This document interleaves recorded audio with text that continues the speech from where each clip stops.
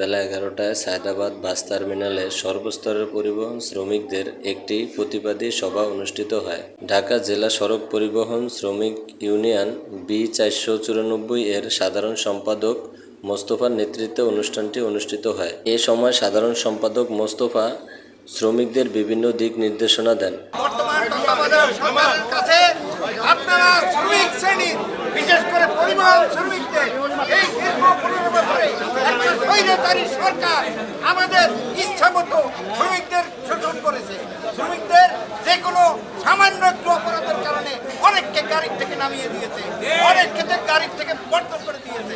তাই সমবেত আজকে শ্রমিক ভাইদের পক্ষ থেকে আমরা এই গভর্নমেন্টের কাছে আবেদন করব, অন্তত পরিবহন শ্রমিকদের স্বার্থ আপনারা সংরক্ষণ করুন।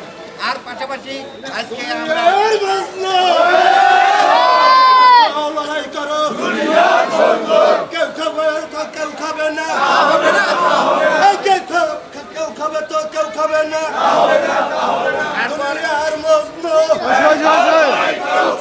আপনারা যারা কষ্ট স্বীকার করে এখানে উপস্থিত হয়েছেন, আমি আমার ব্যক্তিগত তরফ থেকে সবাইকে জানাচ্ছি সংগ্রামী শুভেচ্ছা ও অভিনন্দন। এবং আমরা আর যদি ঐক্যবদ্ধ থাকি অবশ্যই এই সরকার যে কোনো আমাদের দাবি অবশ্যই মেনে নেবে। আমরা সবাই সম্মিলিতভাবে আগামী দিনে এই সায়দাবাদ বাস টার্মিনাল পাশাপাশি শ্রমিক ইউনিয়ন পরিচালনা করব সর্বসম্মতিভাবে এবং সবাই মিলেমিশে করব। এবং সবচেয়ে বড় কথা, আমরা শ্রমিকদের স্বার্থ দেখব। আজকে যেমন আমার সাথে আছে শ্রমিক নেতা বিল্লাল, আমার সাথে আছে